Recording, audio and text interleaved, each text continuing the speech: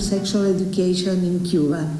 I will be speaking about current status of the Cuban strategy for the social integration of transgender people. The empirical data provided by various international and national studies show the social reproduction of strong mechanisms of control over bodies and identities with gender-related binary approaches. Despite the significant progress made with some states in terms of legislation and rights, there are some political processes that have a negative impact on the health, well-being, and lives of people with non-binary identities. If our aspiration is to live in more just and equitable societies, we cannot analyze in isolation the different social areas in which specific forms of oppression and experienced, much less disassociate them from the existing inequalities within the complexity of the historical process of colonial and neocolonial domination. Let us not forget that all forms of discrimination have the same origin, although they are expressed in the different ways according to a specific socio-historical context. They were brewed within societies where economies are based on the exploitation of people by establishing power imbalances in human relations. Between these abusive economic relations and process of the cultural and moral nature, there is a set of mediations that are reproduced in the world of values and representations and induce the degradation of certain human groups, condemning them to social exclusion.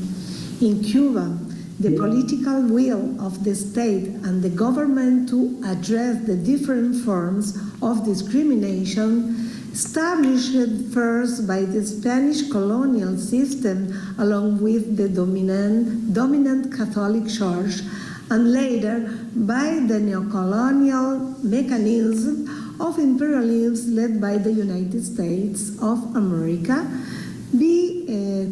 became evident since the victory of the revolution in 1969.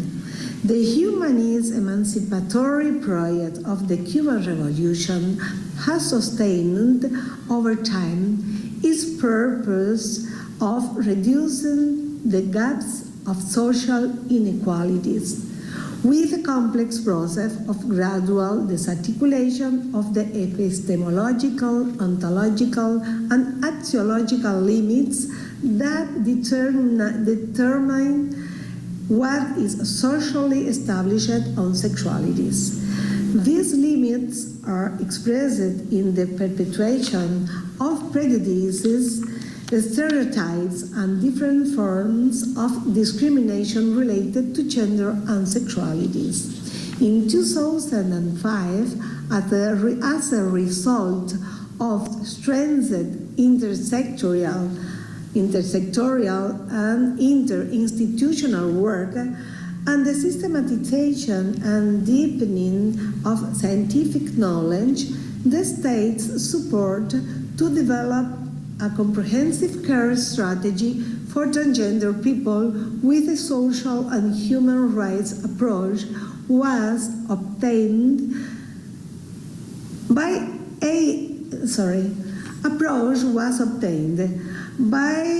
changing the paradigm and focusing on the social aspect. The foundations were laid for its extension to other sexual and gender diversity realities, which led to political, legal, and social transformation with the intention of overcoming legal and structural barriers, but not without facing strong symbolic institutional and subjective resistance. The evolution of the socialist transition in Cuba has contributed to erode the patriarchal ideology that sustained the mechanism of discrimination, exclusion, and social segmentation towards transgender people.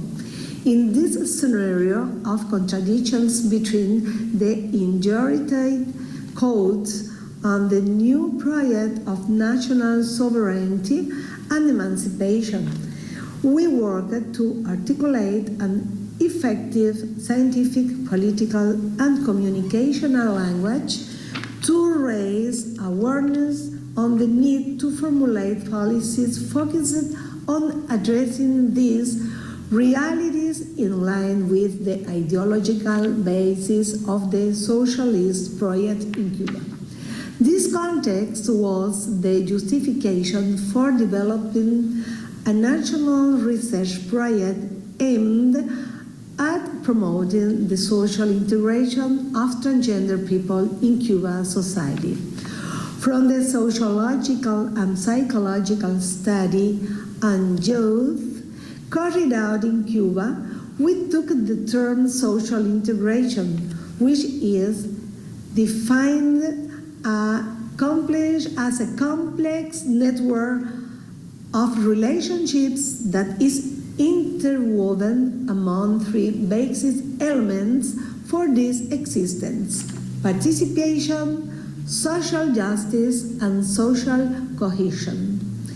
This research systematized evidence of the existence of exclusion, discrimination, and social segmentation process that affect transgender people in the context of the current Cuban society, in addition to assessing the conditions that favor or hinder the social integration of these persons.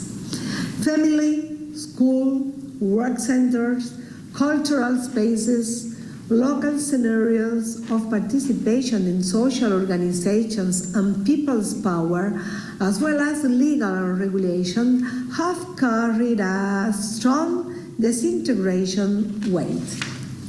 A strategy was designed for political decision-making, focusing its action on four fundamental axes: political, legislative, training human resources, sensitization of decision makers, training of transgender people, their couples and families to enhance their civic contribution. The strategy is focused on actions to protect and restore rights that, in addition to the role of the state in the design, implementation, support, and control of public policies, with the participation of the political society and the civil society, the conscious participation of transgender people in creating a favorable environment for their social integration is promoted. Between 2019 and 2022, research actions contributing to the implementation of these axes have been carried out. First, the political legislative axis is framed in the process of design and implementation of the 2030 National Economic and Social Development Plan, which has among its outcomes the approval through popular referendum of the new constitution of the Republic of Cuba in 2019 and the Code of the Families in 2022. The rights of LGBTQ+ persons are protected by the Constitution and have been included in the new family law system. These elements which are the result of the updating of the legal system and the materialization of the expressed political will of the Communist Party of Cuba, the state and the government, and have been ratified in consultation with the people and in a referendum.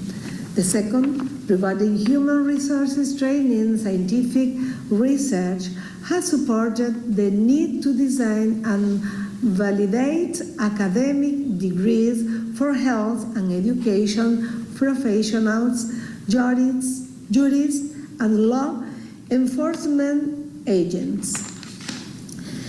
The third, sensitization of decision makers involved the updating and implementation of the system of workshops that benefited state public administration officials and civil society organizations, such as Ministry of Education and of Higher Education, Ministry of Justice, Ministry of Culture, Ministry of Labor and Social Security, Ministry of Tourism, Cuban Institutes of Radio and TV, the Union of Young Communities, and trade unions.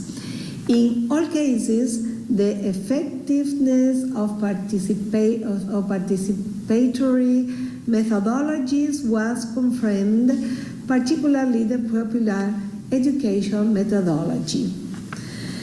As for the training of transgender people, their couples, and families, to enhance their civic contribution, efforts are being made to train activists of the Trans-Cuba network. The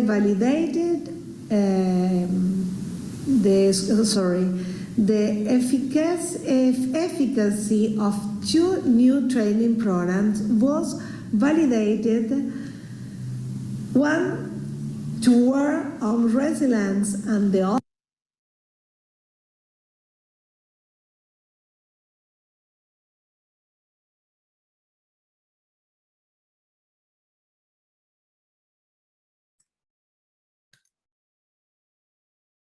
I now welcome to promote critical awareness in the desire power relationship amongst transgender people.